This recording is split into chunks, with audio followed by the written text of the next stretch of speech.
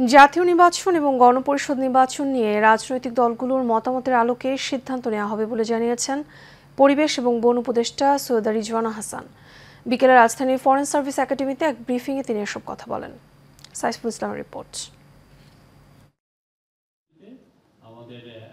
রাজধানীর foreign service একাডেমিতে উপদেষ্টা পরিষদের বৈঠকের সিদ্ধান্ত নিয়ে সংবাদ সম্মেলন করেন পরিবেশ ও বন উপদেষ্টা সৈয়দা রিজওয়ানা হাসান।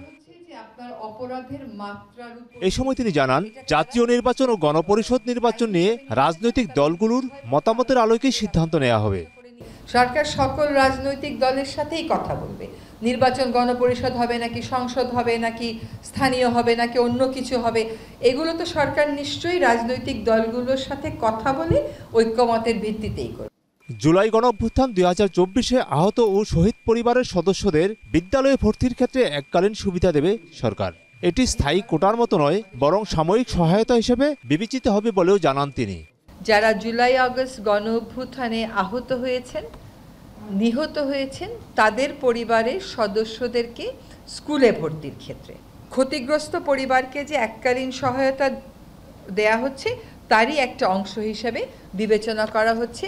এইটা কোনোভাবেই কোটার সাথে তুলনীয় নয়।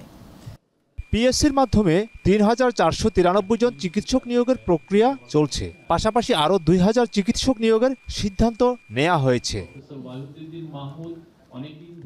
Saiful Islam, Asian television, Dhaka.